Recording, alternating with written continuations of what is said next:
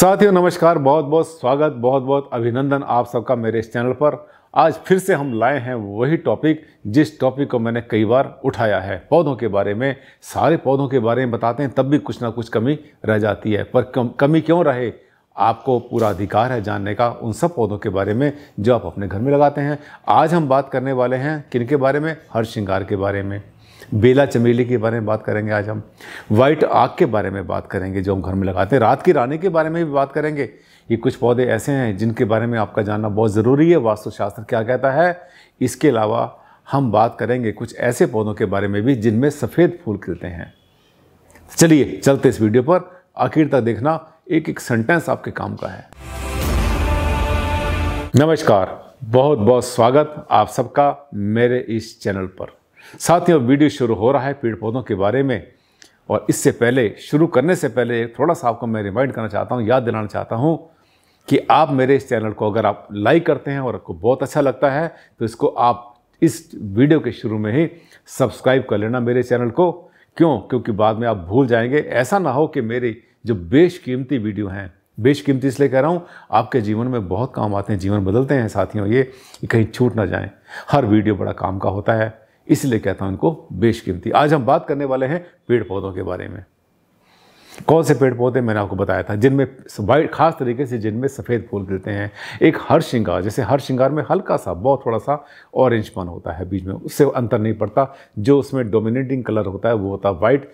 हर श्रृंगार का पौधा ये हमारे जो बहुत से देवी देवताओं को भी अर्पित करने के काम आता है। रात के समय इसका फूल बहुत ज़बरदस्त खिलता है, बहुत अच्छी इसके अंदर खुशबू भी आती है। और इसके जो पत्ते होते हैं, इसकी जो पौधे के जितने पार्ट्स हैं, वो सब के सब बहुत सारी बीमारियों में, औषधियों में काम आते हैं। खास तरीके से लेडीज़ की बीमारियों में इनका बहुत बड़ा कंट्रीब्यूशन होता है, जड़ी बूटियों की तरह। इस पौधे को, हर श्रृंगार को बिल्कुल लगाइए, घर में होना चाहिए, बहुत अच्छा है। और लोग कई बार कहते हैं कि इस पर सांप आते हैं। सांप नहीं आते साथियों, बिल्कुल नहीं आते सांप इसके ऊपर। सांप तो रात की रानी पर भी नहीं आते। कहते हैं लोग रात की रानी पर आते हैं, नहीं आते हैं। ऐसे कोई सांप सूंघता नहीं है वैसी चीज़ों को, वो उसका जो अपना तरीका होता है दूसरा, किसी भी चीज़ को स्मेल करने का। इस पर सांप नहीं आते। इसका मतलब जो हर श्रृंगार आप लगाना है, इसको आप लगाएंगे कहाँ? पूर्व दिशा में। हल्का सा इसके अंदर ऑरेंज पुट आ गया, पूर्व दिशा में लगाएंगे। धर्म कर्म से इसका संबंध है, औषधि से इसका संबंध है। और साथ में इसके अंदर जो है, इसका जो पौधा है वैसे तो बड़ा होता है, पर इतना बड़ा नहीं होता कि आपके घर के ऊपर अंधेरा कर दे। अगर बड़ा होता दिखाई पड़ता है तो शेडिंग करते रहिए। इसमें जो है इसकी झाड़ फूँक करने में, इसकी झड़ाई करने में या इसको हल्का रखने में कोई नुकसान नहीं है। टहनियाँ काटने से, पौधे काटने, इसके पत्ते काटने से कोई भी पाप नहीं लगता, कोई भी नेगेटिविटी नहीं आती। अब दूसरा आता है आपके पास बेला चमेली। ये जो पौधे होते हैं, ये पौधे बहुत सुंदर होते हैं, खुशबू बहुत अच्छी होती है। दुल्हन का गजरा बनता है इससे साथियों। आपने पुरानी फिल्म देखी होगी, जो बड़े रईस लोग होते थे अपने हाथों में, अपने और अपने गले में भी इसके जो है माला पहनते थे। तो ये जो है बहुत अच्छा पौधा होता है। इसको अगर आपने लगाना है तो इसके वाइट फूल होते हैं, खुशबू इसकी बहुत अच्छी होती है। लेकिन दिशाओं के हिसाब से इसको आपने लगाना है कहाँ? उत्तर पश्चिम में, नॉर्थ वेस्ट में, वायु कोण में, क्योंकि चंद्र का स्थान होता है साथियों वो, ज्योतिष के हिसाब से। तो ये जो वाइट फूलों के जितने पौधे हैं, इसको आप लगाएं नॉर्थ वेस्ट में।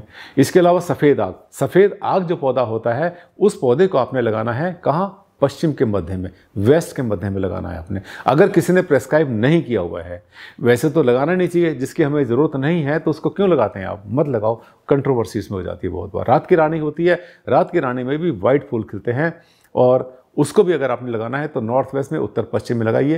ये जितने भी पेड़ पौधे झाड़ी की तरह से होते हैं, इनको झाड़ी बनने से पहले इनकी आप चाहे छोटी मोटी इनकी शेडिंग करते रहें, छटाई करते रहें तो ज़्यादा अच्छा रहेगा। इसके अलावा एक पौधा होता है चंपा का। साथियों, जो चंपा का पौधा होता है उसके ऊपर भी बहुत सारी कंट्रोवर्सी होती है। एक कहता है लगाना, एक कहता नहीं लगाना। लेकिन जहाँ भी कंट्रोवर्सी होगी और आपको लगाना चाहते हैं आप, सफ़ेद फूल होते हैं, लेकिन इन जो पौधे होते हैं, इन पौधों को आप लगाएं। चंपा के पौधों को भी उत्तर पश्चिम में लगाएं, वायु कोण में लगाएं। अगर वहाँ जगह नहीं बनती तो इसको आप चाहें तो दक्षिण पूर्व में भी लगा सकते हैं, लेकिन दक्षिण पूर्व आखिरी विकल्प है। उत्तर पूर्व में ना लगाएं, दक्षिण पश्चिम में ना लगाएं। चंपा की कुछ वैरायटी ऐसी होती हैं जो कि नेगेटिव होती हैं, जिनके ऊपर एक खास तरह के चिपचिपे जैसे कीड़े मकोड़े आते हैं, और एक कभी कभी किसी समय खास तरीके से अंधेरी रातों में उसमें से कई बार बैड स्मेल भी आती है। उनको अपने घर में ना लगाएं, उनके साथ बहुत सारी कहानियाँ जुड़ी हुई हैं। लेकिन आप जो देखते हैं आपके घर के आसपास जो हरे भरे घरों के अंदर होते हैं, बड़े बड़े पत्ते होते हैं, उनको अगर आप लगाते हैं तो कोई समस्या नहीं, वाइट फूल आते हैं नॉर्थ वेस्ट में। हाँ, उसमें से भी दूध निकलता है, पर वो दूध उतना डेंजरस नहीं होता जितना हम बताते रहते हैं कि दूध वाले पौधे नहीं होने चाहिए। रबड़ का जो पौधा होता है उसका जो दूध होता है उसकी एल्कलाइन वैल्यू बहुत ज़्यादा होती है, पीएच वैल्यू उसके कहते हैं हम लोग साइंस की भाषा में। मुझे लगता है छोटे से वीडियो में आपको मैंने बहुत कुछ बता दिया। पेड़ पौधों के बारे में आपके मन में जितनी बातें आ रही हैं सब मैं एक तरफ से आपको बताता चला जा रहा हूँ। बहुत सारे वीडियो लगातार आ चुके हैं, फिर भी कोई अगर रह गया है, कुछ छूट गया मुझसे, तो मुझे आप लिखिए, मेरे कमेंट में डालिए कि सर इस पेड़ पौधे के बारे में और बताइए। 100% मान के चलिए, गारंटी से मैं ज़रूर उसका वीडियो बनाऊँगा, क्योंकि मैं चाहता हूँ कि जो ज्ञान मुझे है वो आप तक पहुँचाऊँ और आपको निकालूँ बाहर, किससे? अंधविश्वास से, वहम से बाहर निकाल दूं। यही मेरा सपना है और मेरा सपना साकार आप ही करेंगे। अगले वीडियो में बहुत जल्द आपसे मिलते हैं 2 दिन के बाद। तब तक के लिए दिया मुझे इजाज़त। नमस्कार, धन्यवाद, thank you and take care.